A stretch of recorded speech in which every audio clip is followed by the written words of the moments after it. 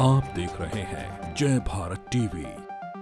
उत्तराखंड में पुष्कर सिंह धामी जी इतना एक छोटा फैसला क्यों नहीं ले पा रहे हैं। अब आप ये देखिए, जब वहां पर आबकारी सिपाही में 18 से 28 वर्ष वाला अभ्यर्थी जो है मार सकता है 15 फीट, तो यहाँ पर क्यों नहीं हो सकता? आप क्यों ये उम्र सीमा नहीं बढ़ा सकते हैं? हमने अन्न त्याग दिया है, हमने जल त्याग दिया है, और अगर यहाँ पर प्राण भी चले जाएं इस उम्र सीमा बढ़ाने को लेकर, जो अन्य हमारे तमाम मुद्दे हैं उनको लेकर, तो हम डटे रहेंगे। बेरोजगार लगातार ज्ञापन दे चुका है, बेरोजगार सचिवालय के चक्कर काट चुका है, लेकिन तब भी जो है जो बुद्धि में उनके चीज़ें डालनी चाहिए वो अब तक नहीं आ रही है। मैं तो ये कहना चाहता हूँ कि हम आतंकवादी, इस प्रदेश का युवा क्या आतंकवादी है? अगर मुख्यमंत्री को ये लगता है कि आतंकवादी है तब तो ठीक है, हमें आतंकवादी घोषित कर दीजिए कि भाई प्रदेश का बेरोजगार आतंकवादी है, मैं इनसे नहीं मिलना चाहता हूँ। अगर वो 15,000 हैं तो यहाँ पर 7 लाख बेरोजगार है जो रजिस्टर्ड है। युवा बेरोजगारों की विभिन्न मांगों को लेकर अभी तक सड़कों पर जो तमाम युवा बेरोजगार संघ के तमाम जो लड़के सड़कों पर उतर रहे थे, सरकार पर दबाव बनाने की कोशिश कर रहे थे, वो काम नहीं आया। और इसके बाद ये निर्णय लिया गया है कि अब जो बेरोजगार संघ के जो तमाम पदाधिकारी भी हैं और तमाम उनके जो समर्थक हैं, युवा बेरोजगार हैं प्रदेश के, वो एक बार फिर आमरण अनशन पर बैठ गए हैं। धरना स्थल में ये अनशन शुरू हो गया है और 3 लोग इस वक्त शुरुआत में आमरण अनशन में बैठे हैं और इनकी तमाम जो मांगें हैं वही पुरानी मांगें हैं जिस पर सरकार अभी तक ध्यान नहीं दे पाई है। हम लोग बातचीत करेंगे। राम कंडवाल यहाँ पर आमरण अनशन पर बैठे हैं, उत्तराखंड बेरोजगार संघ के प्रदेश उपाध्यक्ष हैं। राम भाई, आमरण अनशन आपने शुरू किया है और क्या लग रहा है? सरकार सड़कों पर भी आपने आंदोलन किया था, क्या मांगें जो आपकी हैं वो क्या हैं, या इतनी मांगें ऐसी हैं कि सरकार उन्हें मान नहीं सकती इसलिए ये दिक्कतें आ रही हैं? देखिए, सरकारें मान नहीं रही, जो हमारी मांगे हैं वो मान नहीं रही है। इसमें कोई बड़ी बात नहीं है, मांगे जो है जेन्युइन है। और ये हमारा जो पड़ोसी राज्य उत्तर प्रदेश ने कर दिखाया है, ये हमारा पड़ोसी राज्य हिमाचल प्रदेश ने कर दिखाया है, हरियाणा ने कर दिखाया है, वेस्ट बंगाल ने कर दिखाया है। तो हमारी समझ में ये नहीं आ रहा है कि आखिरकार उत्तराखंड में पुष्कर सिंह धामी जी इतना एक छोटा फैसला क्यों नहीं ले पा रहे हैं। हम ये चाह रहे थे कि आप जो है उत्तराखंड पुलिस कांस्टेबल भर्ती में आयु सीमा आप 18 से 28 वर्ष कर दीजिए। हो क्या रहा है कि प्रदेश के जो तमाम लोग हैं जो बेरोजगार हैं, इनकी संख्या लगभग जो 1 लाख है, जो चाह रहे हैं कि भाई उम्र सीमा बढ़े, लेकिन इन 1 लाख लोगों की जो है बातें नहीं सुनी जा रही हैं। इसमें ना तो कोई टेक्निकल पेच है, इसमें होना यह है कि सीधे मुख्यमंत्री जी आदेश करेंगे और वो तत्काल जो है वहाँ पर सचिवालय से जो है लेटर सीधे आयोग में चला जाएगा। ना इसको कैबिनेट में लाने की ज़रूरत है। हम चाह रहे थे कि सिर्फ एक बार, ऐसा नहीं कि हम कह रहे हैं कि अगली जो पुलिस कांस्टेबल की भर्ती आएगी 2-3 साल में उसमें आप उम्र सीमा बढ़ाइए, हम ये नहीं चाह रहे। हम ये एक बार, सिर्फ एक बार आप इसमें बढ़ाइए। क्योंकि दूसरी चीज़ इसमें ये हुआ कि जैसे आप अगर देखेंगे कि आबकारी का हाल फिलहाल में आबकारी सिपाही का परीक्षा हुई थी, शारीरिक परीक्षा, उसमें क्या हो गया था कि उम्र सीमा मांगी गई थी 18 से 28, और उसमें जो फिजिकल क्राइटेरिया था वो उत्तराखंड पुलिस कांस्टेबल के फिजिकल क्राइटेरिया से ज़्यादा था। तो यानी कि 18 से 28 वाला फिजिकल जो आबकारी सिपाही था वो तो वहाँ पर चल रहा है। उसमें जो टफ जो है, क्योंकि उसमें जो लॉन्ग जंप थी वो 15 फीट क्वालिफाई मांग रखी है आबकारी सिपाही में। और जो उत्तराखंड पुलिस कांस्टेबल में अगर आप देखेंगे जो लॉन्ग जंप है वो मांगी है सिर्फ 13 फीट। स्टार्टिंग में जो क्वालिफाई है वो 13 फीट है। अब आप ये देखिए, जब वहाँ पर आबकारी सिपाही में 18 से 28 वर्ष वाला अभ्यर्थी जो है मार सकता है 15 फीट, तो यहाँ पर क्यों नहीं हो सकता? आप क्यों ये उम्र सीमा नहीं बढ़ा सकते हैं? तो सरकार को ये ध्यान में रखना चाहिए। हमने अन्न त्याग दिया है, हमने जल त्याग दिया है, और अगर यहाँ पर प्राण भी चले जाएँ इस उम्र सीमा बढ़ाने को लेकर, जो अन्य हमारे तमाम मुद्दे हैं उनको लेकर, तो हम डटे रहेंगे। आज हमारा दूसरा दिन है। दूसरी हमारी ये मांग है कि ये जो ऊर्जा विभाग है, इसमें पिटकुल, यूपीसीएल और यूजीबीएनएल, इसमें जो भर्ती है वो पिछले 8 साल से नहीं आई है। इसमें हम मांग कर रहे हैं कि जो TG2 और जेई की भर्ती है वो आनी चाहिए। 8 साल से हमारे ये साथी हैं, ये डिप्लोमाधारी हैं इस प्रदेश के, और उनका नेतृत्व कर रहे हैं ये। तो हम ये चाह रहे हैं कि ये भर्ती भी जो है मुख्यमंत्री पुष्कर सिंह धामी तत्काल लाएं। लेकिन समझ में ये नहीं आ रहा है कि इतनी बड़ी रैलियां कर दी हैं। बेरोजगार लगातार ज्ञापन दे चुका है, बेरोजगार सचिवालय के चक्कर काट चुका है, लेकिन तब भी जो है जो बुद्धि में उनके चीज़ें डालनी चाहिए वो अब तक नहीं आ रही हैं। हमने लगातार जो है उनके जो उनके प्रवक्ता हैं, PRO जिन्हों कहा जाता है मुख्यमंत्री पुष्कर सिंह धामी के, उनको हम लगातार 30 जो हमारी रैली थी 30 जुलाई की, उसके बाद से लगातार उनको फ़ोन कर रहे हैं, लेकिन फ़ोन में हमेशा बहाना मार देते हैं। कभी भाई साहब बोल देते हैं दिल्ली गए हैं कुर्सी बचाने, कभी जो है गए हैं पश्चिम बंगाल, कभी आज कह रहे हैं कि हम जम्मू कश्मीर में जा रखे हैं चुनाव प्रचार में। भाई साहब आपको चुनाव प्रचार ही करना था तो फिर आप उत्तराखंड के युवाओं की बातें क्यों नहीं सुन रहे हो आप, और उनकी बातें जरूर सुननी चाहिए। मैं तो ये कहना चाहता हूँ कि हम आतंकवादी, इस प्रदेश का युवा क्या आतंकवादी है? अगर मुख्यमंत्री को ये लगता है कि आतंकवादी है तब तो ठीक है, हमें आतंकवादी घोषित कर दीजिए कि भाई प्रदेश का बेरोजगार आतंकवादी है, मैं इनसे नहीं मिलना चाहता हूं, मैं इनकी कोई भी डिमांड पूरी नहीं करना चाहता हूं।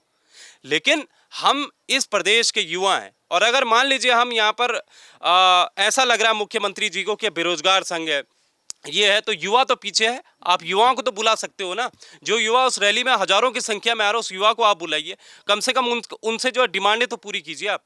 तो ये तमाम मांगों को लेकर हमारी हड़ताल चल। सरकार दूसरी तरफ ये भी कह रही है कि अभी आयोग ने एक कैलेंडर भी जारी किया है, हम भर्ती अब हर साल निकाल रहे हैं। क्या वहाँ पर कुछ होता हुआ दिखाई दे रहा है? देखिए 4000 वैकेंसी का जो है इन्होंने कैलेंडर जारी किया है। अब उस 4000 में आप देखिए, मैं इसको लॉलीपॉप समझता हूँ। मैं लॉलीपॉप साल भर का है वो भी शायद। वो हुआ क्या है उसमें कि जैसे मान लीजिए वो जो परीक्षा कैलेंडर है वो जा रहा है अगले साल सितंबर 2025 तक। अब जो हमसे बात हुई थी, जो हमने सचिवालय में बात की थी, खुद मर्तोले जी से बात हुई थी, वो ये कह रहे थे कि जो आरक्षी है उसमें एक है, उसमें फॉरेस्ट गार्ड का है। अब फॉरेस्ट गार्ड की विज्ञप्ति आनी थी अगले महीने, अब फॉरेस्ट गार्ड की विज्ञप्ति अगले महीने आनी थी, लेकिन उसको पहुंचा दिया अगले साल 2025 सितंबर में, अगस्त सितंबर में। अब आप ये मानिए कि उस बीच जो इतने सारे अभ्यर्थी होंगे उनकी तो उम्र सीमा चली जाएगी। जिन्होंने ये सोचा था कि भाई अभी फॉर्म निकलेगा फॉरेस्ट गार्ड का, तो उनके 1 साल का उम्र सीमा गया, ये समझ लीजिए आप। तो ये जो तमाम मुद्दे हैं, इसके अलावा ये जो परीक्षा कैलेंडर, ये लॉलीपॉप की तरह इसलिए मैं कह रहा हूँ इसको, क्योंकि ये है 2027 का पूरा खाका तैयार है कि 4000 सिर्फ पद होंगे, और ये खाका बना रखा है कि 2027 तक हम इन पदों को भरेंगे। गारंटी आप ले लीजिए, आज से मुझे लिखित में आप ले लीजिए कि ये परीक्षा कैलेंडर जो है, जो तिथियां दे रखी हैं परीक्षा की, चाहे वो शारीरिक परीक्षा हो और चाहे वो लिखित परीक्षा हो, अगर ये अपने समय पर हो गई, ये पूरा का पूरा 2027 तक के लिए दिया गया है।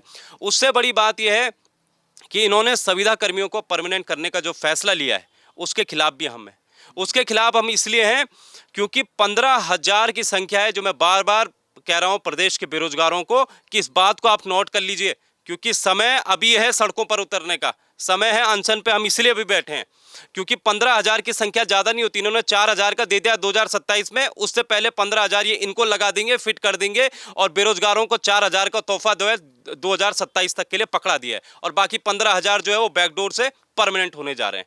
ये सच्चाई है। वो भी तो धरना प्रदर्शन रैली निकाल रहे हैं ना, जो संविदा में है, वो भी कह रहे हैं हमारी हजारों में संख्या है, हमारे भविष्य का सवाल है। तो हम तो कह रहे हैं ना, आप उनकी हजारों में संख्या है, तो यहाँ तो लाखों में संख्या है। अगर वो 15,000 हैं तो यहाँ पर 7 लाख बेरोजगार है जो रजिस्टर्ड है, वो भी जिनके पास ना तो संविदा की जॉब है, जिनके पास ना तो जो है ये पीआरडी की जॉब है, जिनके पास ना आउटसोर्स की जॉब है। ऐसे लगभग 7 लाख युवा रजिस्टर्ड हैं इस प्रदेश में। उनका क्या होगा फिर, जो सरकारी भर्ती की नौकरी की तैयारी करते हैं, जो अपनी वैकेंसी की तैयारी करते हैं। आप शक्ति प्रदर्शन कर दोगे, आप 15 के 15,000 निकल जाओगे, आपकी मांगे पूरी हो जाएंगी, लेकिन आपको उनके लिए भी सोचना चाहिए कि जो दिन रात मेहनत करके पहाड़ों से यहाँ पर देहरादून में आता है, दिन रात मेहनत करता है, एक छोटे से कमरे में रहता है, उनका क्या होगा फिर। हम तो ये चाह रहे थे कि इनको जो है, जो संविदा कर्मी, हम भी उनका, देखिए सब हमारे भाई लोग हैं, हम भी चाह रहे हैं कि उनको भी कुछ 10 साल जिन्होंने सेवा दे दी हो उनको भी बेनिफिट उनको मिले, लेकिन उनको हम ये चाह रहे थे कि 5 नंबर एक परीक्षाएं हो, आयोग अतिरिक्त दे दिया जाए, आयोग द्वारा परीक्षा आयोजित हो और उसमें जो वो बैठे 5 नंबर उनको एक्स्ट्रा दे दिए जाएं। हम ये चाह रहे थे ताकि उनका भी सम्मान हो जाए, और जो बेरोजगार हम युवा हैं उनका भी सम्मान हो जाए, वो भी अपनी तैयारियों में लग जाए। लेकिन कल ये ना पता चले कि भाई साहब अब तो भर्ती नहीं निकलनी है 2027 तक। ये चीज़ें युवाओं के दिमाग में नहीं होनी चाहिए, मैं ये कहना चाहता हूँ। आपका क्या नाम है? सर मेरा नाम सुमित है। आपका क्या ऊर्जा विभाग? यूपीसीएल पिटकुल और यूजेमिनल में JEE और TG2 की हमारी पिछले 8 सालों से वैकेंसी नहीं आई है। हमारा मुद्दा ये है, इन्होंने संविदा और टाइम हो गया आपको डिप्लोमा किए? मुझे 7 साल डिप्लोमा किए हो गया। पिछली भर्ती हमारी 2016 में आई थी, और उसके लिए एलिजिबल नहीं था ना मैं, तब मेरा नहीं हुआ था कंप्लीट, मतलब कि डिप्लोमा कर रहा तब तो मैं। तो 8 सालों से इन्होंने भर्ती नहीं दी। इन्होंने क्या कर रखा है, संविदा आउटसोर्स से इसमें लड़के भर रखे, उनसे काम लिया जा रखा है। और ये निगम है, निगम में क्या होता है, संविदा में कैसे रखे जाते हैं? संविदा में रखे जाते हैं एमडी के माध्यम से। हमारे निगम है ना, ऊर्जा के निगम है, यूपीसीएल। एमडी ने जिसको चाहा उसको रख दी। ने जिसको चाहा, अपने रिश्तेदार को, अपने भाई भतीजावाद उसको रख लिया। और डायरेक्ट जो हम बच्चे तैयारी वाले हैं, डिप्लोमा और ITI वाले, हमारी वैकेंसी 8 सालों से नहीं आ रही है। हमारी ये मांग है, भर्तियाँ आए, डायरेक्ट पदों पर भर्तियाँ आए, और उसमें 5 या 10 नंबर का वेटेज दे दिया जाए उनको, और हमें भी कंपटीशन उनके साथ करने का मौका मिले। हम भी अपना जो तैयारी में लगे हुए 5-5, 6-6 सालों, 7-7 सालों से, हमें भी तो मौका मिलना चाहिए। पिछली वैकेंसी हरीश रावत जी के टाइम में आई थी 2016 में, कितने पदों की आई? वो आई थी 250 पदों की। और हमारे पास कितनी रिक्तियां कितनी हैं अभी उसमें? ये रही, मैं दिखा रहा हूँ, हमारे पास सारी RTI हैं। TG2 की 1200 प्लस पोस्ट खाली हैं, और JEE की 250 प्लस पोस्ट खाली हैं। सारी RTI मेरे पास है। और ये ना तो JEE की पोस्ट निकाले हो, ना TG2 की। और मैं RTI मेरे पास ये रही, मैं दिखा रहा हूँ, सारी 1200 प्लस पोस्ट हमारी TG2 की हैं, और JEE की 250 प्लस पोस्टें हैं। इन्होंने क्या कर रखा है, संविदा से और आउटसोर्स से लड़के इसमें भर रखे हैं। कहाँ के रहने वाले हैं? मैं हरिद्वार से हूँ, मेरा नाम सुमित है। तो अब आमरण अनशन शुरू कर दिया? अनशन शुरू है मेरा।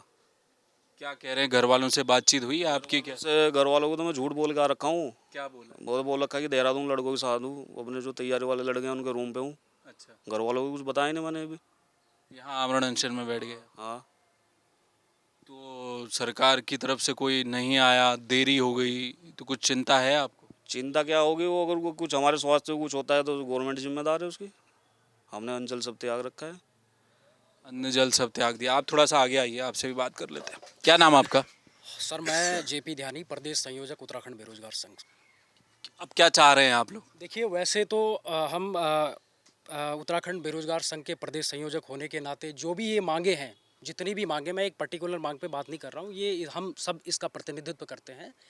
लेकिन मैं एक विशेष विषय की ओर आप लोगों का ध्यान आकर्षित करना चाहूँगा। ये हमारे राजकीय महाविद्यालयों में असिस्टेंट प्रोफेसर की जो भर्ती इस समय भी संचालित है, अभी 2021 में आई थी और अभी 4 वर्ष पूरे हो चुके हैं, अभी तक कंप्लीट नहीं हुई है। इस भर्ती में ये राज्य की सीधी भर्ती है, ऐसी भर्ती है जिसका सबसे बड़ा ग्रेड पे है, 6000 ग्रेड पे, क्लास 1 की भर्ती है। और इस भर्ती में 2018 से पहले तो ये व्यवस्था नहीं थी, जो ये व्यवस्था इन्होंने अब लागू करी है इस पर। इसमें इन्होंने API की जो व्यवस्था बनाई है, API के थ्रू सिलेक्शन, API मैं आपको स्पष्ट कर देना चाहता हूँ, API एक एकेडमिक परफॉर्मेंस इंडेक्स होता है, जिसमें graduation, post graduation, net, set, PhD और रिसर्च पेपर जो पब्लिश किए हैं कैंडिडेट ने, कोई सेमिनार अटेंड किया है, एज अ गेस्ट फैकल्टी अगर किसी ने काम किया है, तो इन सब का एक आपको वेटेज मिलता है। जैसे ग्रेजुएशन में 60% एबव है, 8 नंबर का उसमें मिल गया। किसी का पोस्ट ग्रेजुएशन 60% एबव है, 70% एबव है, तो उसके हिसाब से मार्क्स मिल गया। PhD का 25% का वेटेज है, नेट का 7% का, फिर JRF का, इस हिसाब से एक जो है मानक बनते हैं, इंडेक्स बनती है, और डायरेक्ट उसमें शॉर्ट लिस्टिंग करके कैंडिडेट को सीधा इंटरव्यू के लिए बुला लिया जाता है। तो ये गलत है? जी, अब मैं इस पे बात करना चाहूँगा।